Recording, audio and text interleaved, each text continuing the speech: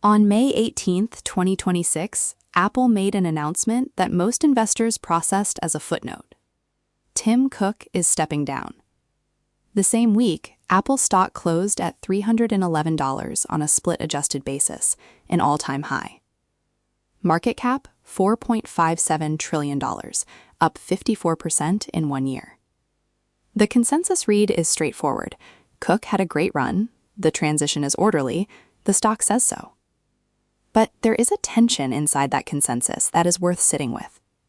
When a CEO departs, the market typically reprices uncertainty. It does not print record highs. Here, it did both. The departure and the all-time high arrived in the same announcement window. That is the anomaly this video investigates. Cook took Apple from roughly $400 billion in market cap to $4.535 trillion. That is not a 10-bagger. That is a more than 10-bagger on the largest consumer technology company in history. No product failure ended his tenure, no scandal, no activist pressure. He is walking out at the top of the scoreboard, handing the keys to hardware chief John Ternus. The market's non-reaction, or rather its positive reaction, to this news deserves more scrutiny than it has received. There are two competing explanations for why Apple is at an all-time high the week Cook leaves. The first, the market has already priced in Ternus and sees continuity. The second, the market is not pricing the transition at all. It is pricing the installed base, the services flywheel, the $380 BOFA price target, and treating the CEO change as noise. Those two explanations have very different implications for holders. If the market is right to ignore the transition, then the stock is appropriately valued and the BOFA upgrade to 380 is the correct frame. If the market is underweighting the transition risk, then the all-time high is the wrong moment to add exposure, and possibly the right moment to reduce it. Bank of America raised its price target from 330 to 380 on May 26th, reiterating its buy rating. Analyst Wamsi Mohan's thesis, a shift towards AI agents focused on individual users, could strengthen Apple's positioning. That is worth noting carefully. BOFA is not upgrading on Cook's execution. It is upgrading on a thesis about what the next era of AI could mean for Apple's ecosystem. In other words, the upgrade is forward-looking into a period that Ternus, not Cook, will navigate. The market is layering a new era thesis onto an old era CEO transition.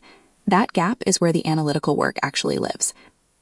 And there is a macro variable that most Apple coverage this week has not fully integrated. The Federal Reserve's benchmark rate sits at 3.5% to 3.75%, unchanged since December 2025. Incoming Fed Chair Kevin Warsh takes his first policy-setting meeting next month. Paul Tudor Jones said publicly there is no chance Warsh cuts rates, and that a hike may be on the table. A growing number of Fed policymakers are now openly discussing conditions that could require raising rates. A $4.57 trillion stock does not exist in a vacuum. Its multiple is a function of the discount rate. If Warsh opens his tenure with a hawkish signal, or worse, an actual hike, the multiple compression on a stock this size is not a small number. That is the macro frame sitting underneath the all-time high. It does not break the bull case, but it belongs in the risk structure of any honest position review. John Ternus is not a household name outside Apple's engineering circles. He designed the iPhone, he led the Apple Silicon transition, the shift from Intel chips to Apple's own M-series processors. That transition is now widely regarded as one of the most consequential product decisions in Apple's recent history. It gave Apple control over its most critical component, reduced dependence on third-party chip suppliers, and created a performance and margin advantage that competitors have not closed. The person who executed that transition is now CEO. That is the first thing Ternus's appointment signals. Apple is not pivoting to a software-first or services-first leadership model. It is doubling down on the hardware integration strategy that has defined its competitive moat. For investors, this has a concrete implication. The services revenue story, App Store, Apple TV+, Apple Music, iCloud, has been the primary valuation narrative for the last several years. Services carry higher margins than hardware. Wall Street loves recurring revenue. Analysts have spent years arguing that Apple's multiple expansion was justified by the growing services mix. Ternus's appointment does not invalidate that thesis, but it does re-weight where the company's internal center of gravity sits. A hardware chief running Apple will prioritize product cycles, silicon roadmaps, and manufacturing relationships. That is not a negative. Apple silicon is the reason the Mac business recovered. It is a significant reason iPhone gross margins expanded.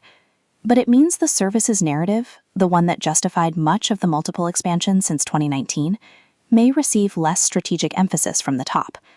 The question for current holders is not whether Ternus is capable. His track record suggests he is. The question is whether the valuation already reflects a services-weighted future that a hardware-first CEO may not prioritize in the same way.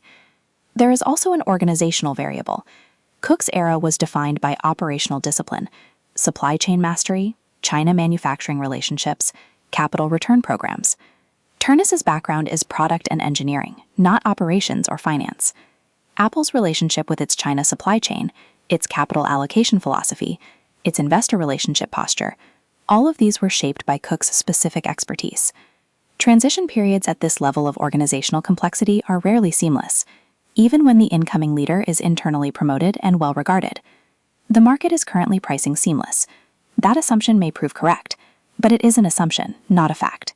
Here is the fact that most Apple coverage this week has buried in a subordinate clause. Tim Cook, throughout his tenure, never publicly hyped artificial intelligence. He did not pepper earnings calls with AI the way peers did. He did not announce a large language model strategy. He did not host an AI developer day. And yet, Apple stock closed at an all-time high of $311, up 54% in 1 year, with a $4.57 trillion market cap. The companies that did hype AI loudest, that built their investor narratives around model releases, GPU clusters, and foundation model ambitions, did not uniformly outperform Apple. This is the reversal card that the BOFA upgrade is quietly working around. Wamsi Mohan's upgrade thesis is that a shift toward AI agents focused on individual users could strengthen Apple. That is a specific framing. It is not Apple is an AI company. It is the next wave of AI deployment favors Apple's ecosystem architecture. The distinction matters. Apple's advantage in an AI agent world is not that it builds the best models.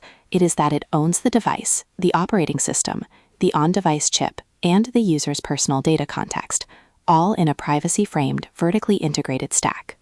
If AI agents become the primary interface through which users interact with their digital lives, the company that owns the endpoint has structural leverage over the companies that own the model. That is the thesis, and it is a hardware thesis, not a software thesis.